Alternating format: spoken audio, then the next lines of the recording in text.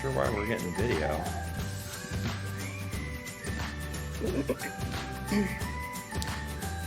Well, hey, I'm not sure why we got video on that intro screen, but hey, happy Friday, everyone. If you're live, anything can happen. With that, it's been a great week. It's been great kind of recovering from conference, lots of excitement, a lot of energy, kind of like bringing that back to your institutions, wherever you're at. I've heard from a lot of different people around the country looking for different advice on how to implement things, how to connect with different speakers, and don't hesitate to reach us out to us. That's avaed@avainfo.org. Just email us and we can connect you with some speakers you might have seen. And leading into that, one of our speakers at conference, big stage, Dr. Pitts. Thanks for joining us today. Thanks for having me, Blake. It's always great to get an opportunity to just chat with you. So Yeah, happy Friday. yeah. Well, so I always start this with a little bit of a, hey, tell us a little bit about yourself. So I know you've got, if you don't know who Dr. Pitts is, you're missing out. But why don't you give us a little, talk about what's going on in your world right now? So you got a lot of stuff going on. So tell us a little bit about that. Sure. Well, first of all, it's weird to hear you say Dr. Pitt. So my DNP, I finished about a year ago, and I didn't do it for the credential. I really did it to learn. So it's just so weird when people say it. So um, people will say Dr. Pitts, and I don't even turn. They're like, Steph, that's you. I'm like, oh, Oh, okay.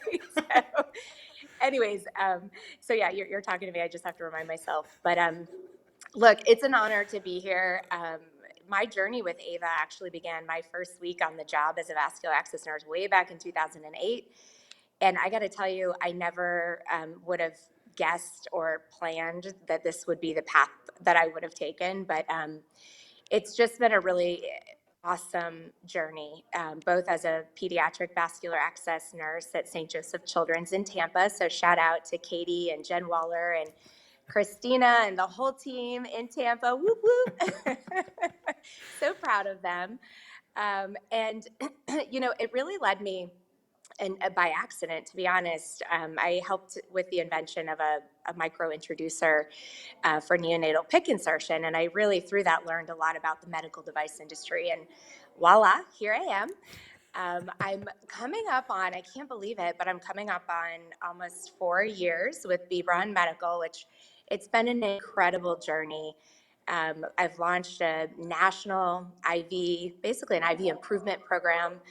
And with that, as you know, Blake, we've worked for the last, like 2.5 years to build out the Ava Bebron IV curriculum, which is going to healthcare schools for free. It's going to nursing residencies. This is news. It's going ooh. to nursing residency programs at hospitals for free. The pediatric course, is also included in that, which of course I'm a little biased. So yeah, I mean, I would say I definitely haven't been slacking here lately. No, not We've one been really, bit. really busy. And I have to say, Judy Thompson and I, over the last 2.5 years, probably spoke at least once a day, if not more. So that curriculum was really a labor of love, not only for Ava and Bebron, but my goodness, we probably had like 50 of our experts within the Ava organization contribute as volunteers, which was, to think about that, really incredible. And Blake, I'm going to tell you something, and I hope Judy's listening, but I was having dinner. I was having dinner last night with a representative from the World Health Organization, and they're also creating e-learning, global e-learning, and we were sharing kind of our best practices and our, just how complex it is, right? And anyways, it could become something more than we ever imagined. So stay tuned. Wow, that's huge. Yeah, yeah. We have to, I'm with the next couple of days. I'm with, they call it's like rock star nurses here at this innovation meeting up in Canada. And basically it's a group of healthcare providers who believe in their mission, believe in what they're doing, and aren't afraid to be disruptive. And I think everyone in the AVA organization has to have that same mentality. as they take everything they learned at the AVA meeting back home. Because we have to believe in what we're doing. We have to know that it's, what you're learning, what you're hearing, those standards of practice are ultimately, your organization needs you to be that expert. So, anyways, yeah, that's a little glimpse of what I've been That's a working on here lot. No, lately. that's So, awesome. thanks for I'm having so me. so happy to hear these updates. So like you had said, you've been a pediatric vascular access specialist for quite some time, actively involved with the PD Neosig, the Association for Vascular Access. Um, they're putting on a webinar next week, which you're speaking at. So great. You said Katie and the rest of the team, and I absolutely love working with our special interest groups. PD Neosig, no exception. They released a new PEDS pick course at conference, which was phenomenal, very well received by the attendees. Early next year, we should see the launch of the update to the CVC care and maintenance guide that they published. I think it was like 7 years ago, so it's due. So we're really excited about getting that updated. We got a lot last little things to button up, but and then they roped Stephanie in for a webinar. Busy lady. Well, So well, tell hey, us, Blake. yeah, Blake, first of all, I mean, like, thank you so much. I know Katie speaks so highly of you and the support that you've given to PD NeoSig. So I have to tell you, like, you're an incredible support to that organization, and it really takes your talent and effort to really help amplify everything that they want to do. So thank you for supporting Katie and the team. thank But you. yeah, I'm excited for the webinar next week. Yeah. So the second part of our talk is always, hey, give us a little teaser what we're expecting. So, and some people may not know about the 1 million pokes campaign. I know that there are a lot of people out there. So tell us a little bit about that and about the webinar. And thank you for those kind words, by the way. That's so, yeah, no, I'm humbled. They do so much work, and and that's when you're a volunteer and you're giving of your time. It's awesome. So to be a part of that is a big passion of mine, and I'm grateful for my opportunity to be with the association. So thank you. Yeah, well, I definitely meant it.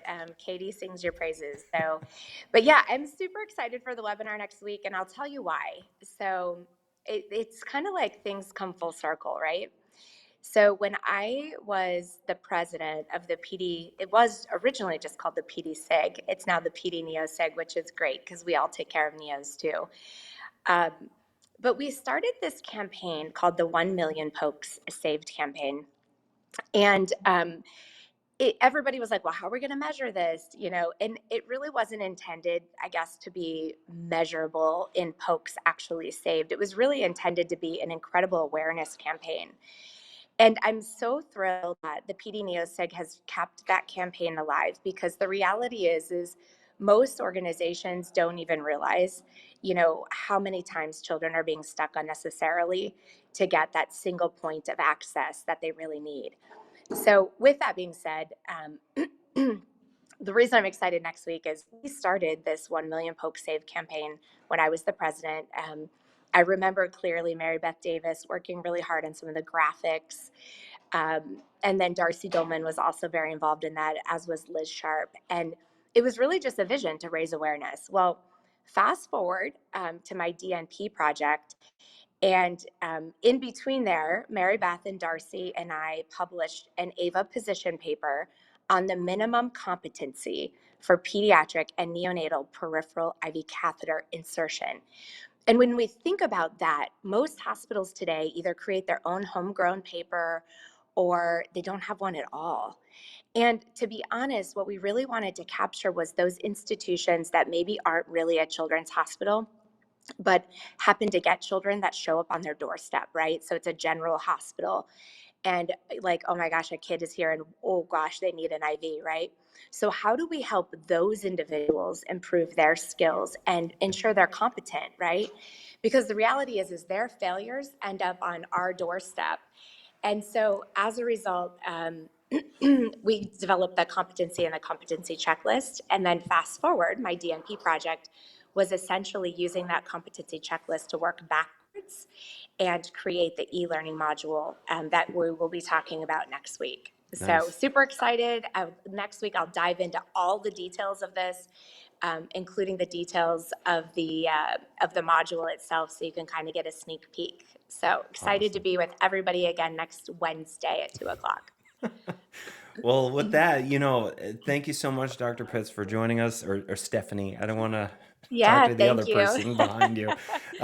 Thank you for coming Thanks, on Blake. and giving us a little update on what's going on in your world. Thanks for going the extra step. Tell us a little bit about how we came to the webinar, and just really excited about it because this is really important, because even if you're not in, smaller hospitals don't necessarily have pediatric departments, and there are a lot of vascular access folks that are doing this and need to start implementing these types of checklists and how to learn to improve their practice. And I think if you're out there and you're struggling with that, if you reach out to someone in the peds world, they would be more than happy to connect you with the ability to see and learn. It is and I've found from my work with our PD neos, like it's such a close knit group in a small circle Yes, around yeah, the United States and globally. So it's so pretty true. rad. So you can definitely connect with us. Like I said, I gave you the email address again. It's avaed@avainfo.org. I'm constantly moving some of the PED stuff to Katie, who we talked about earlier too, just to help connect people with some of the best what's in real practice. It's a super awesome. I like being that conduit. It's cool. It's a really cool experience. But with that, we'll take us out. So again, Dr. Pitts, Stephanie, thanks for coming on and joining us for Thanks, Facebook Blake. Friday. Take care. Have a great weekend, everyone. Yeah, you too. Enjoy your conference that you're at. You healthcare innovative leader. You. Thanks. Thanks. Have a good weekend. Take Yeah. care. So you can All right. follow the Association for Vascular Access anywhere out there on social media. That's Facebook, Instagram, LinkedIn, and Twitter. And of course, if you're a big fan of YouTube, you can check us out there too. So we'll see you on the next one. Bye, guys.